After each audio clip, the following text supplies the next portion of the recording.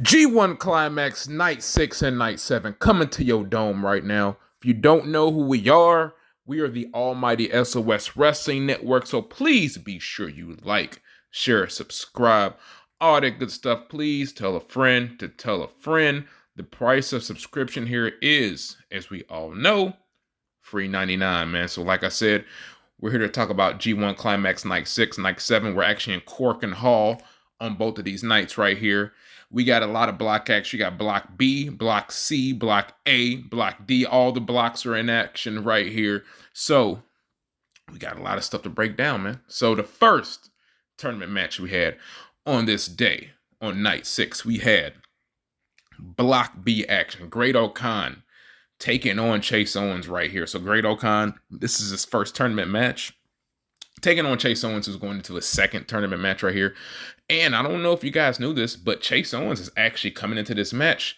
He's 3-0 against the Great-O-Khan. So he has the Great-O-Khan's number to this point, man. When was Great-O-Khan able to turn it around? Not so much, man. We get a C trigger and a package power driver around 11 minutes and 58 seconds right here. This is a really solid opening contest. And it looks like Great-O-Khan might own, or not Great-O-Khan, but looks like Chase Owens might own Great-O-Khan, akin to Yoshinobu Kanemaru having that ownage of Taiji Ishimori. It might be about that.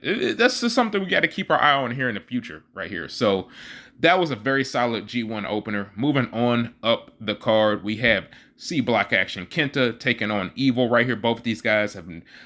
Actually, Kenta wrestled Zack Sabre Jr., so he's sitting on 0 points right here. Evil, I don't believe, has wrestled a match at this point.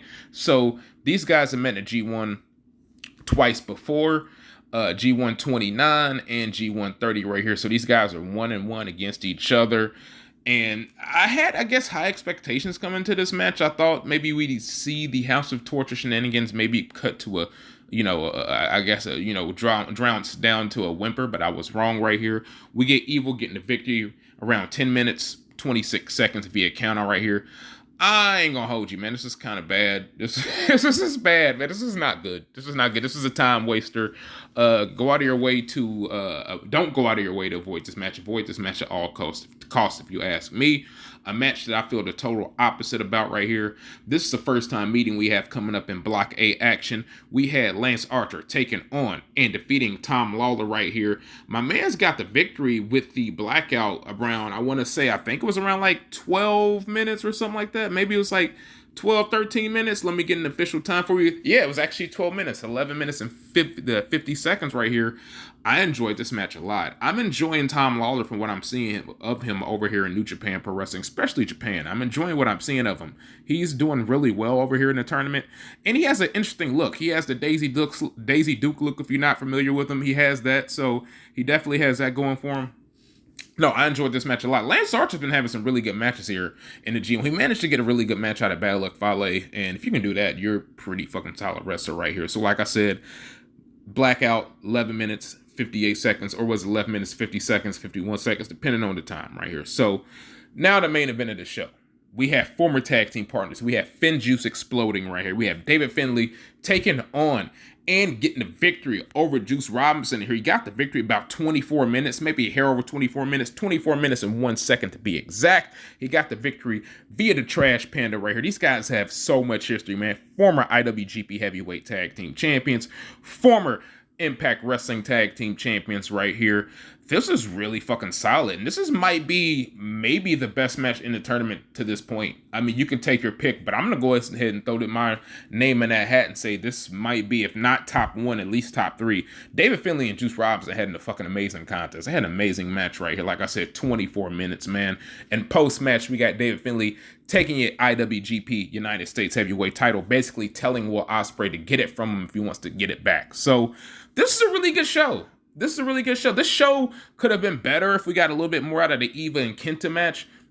Even still, this is a solid show. Like I said, we got a standout performance for Tom Lawler, if you ask me, and we got a really, really banger of a main event. So I thought Night 6 did its job, man. I was thoroughly impressed with Night 6. Like I said, we had Night 7, which was in Cork and Hall, which I'm about to break down right fucking now. Because, Night 6, I think on paper, it looked super underrated. It looked like maybe a show that you could probably skip or bypass. But nah, man, don't sleep on these dudes, man. These dudes put on a banger of a show, especially that damn main event, dude. These dudes worked their fucking asses off, man. So, and then, like I said, we're in night 7, Cork and Hall again. Once again, here we have Will Ospreay taking on and defeating Yujiro Takahashi right here. He got the victory with the hidden blade around 11 minutes and 17 seconds. This actually was a surprisingly good match, man.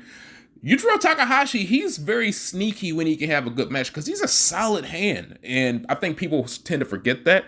I don't really forget that. I just know he can work when he wants to work. And he had his working shoes on, Will Ospreay. Like I said, Ospreay gets the victory via hidden blade here. Like I said, a little under 11 and a half minutes, excuse me. So Will Ospreay at this point, he has 4 points right here. Yujiro still stuck on 2. Next match we have Block A action right here. We have Bad Luck Fale taking on Toru Yano right here. This is surprising. You thought the Yano shenanigans were going to pay off and pay dividends for Yano right here, but he actually got surprise roll-up. This wasn't really a great quote-unquote catch-as-catch-can, Dave Meltzer 5-star masterpiece, but for the time that it was allotted, I thought I had fun with it. And I thought it was surprisingly, and it was kind of funny that Bad Luck Fale was able to out Yano right here. So that's rare that happens, especially from a guy like Bad Luck Fale. So moving on up the card, we got Aaron Henare taking the L to Roki Goto right here. Both of these guys came into this match sitting on 2 points right here. He ran into the GTW around 17 minutes and 12 seconds.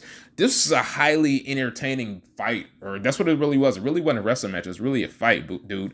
More of a war of attrition. Goto is pulling good matches out of guys like Aaron Henare. Very underrated wrestler. I know I rag on him on this channel a lot, but Goto is a really, really solid wrestler, man. And that doesn't mean, just because you can't be the world heavyweight champion does not mean that you're not a great wrestler. So shout out to Roki Goto. He put on a banger match right here, man. I enjoyed this match immensely. That was our penultimate match of the show. And coming into the main event, we had Tama Tonga taking on Tomohiro Ishii. Tama Tonga came into this match with 2 points. Tomohiro Ishii sitting on 0-2 with 0 points. Tama Tonga currently has a record of 2-0 over Ishii. He beat him in the G1 26 and he beat him in the G1 28. Little history right here.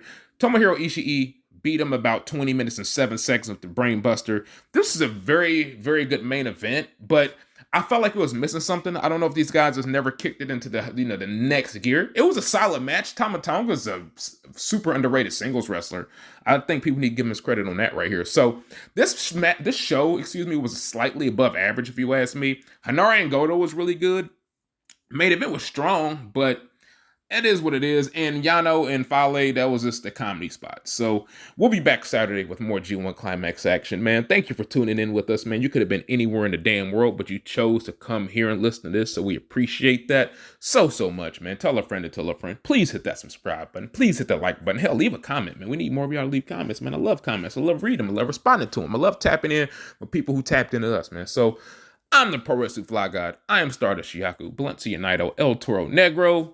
Signing up out of here. Y'all all have a good night, good evening, good morning whenever y'all listen to this. Peace.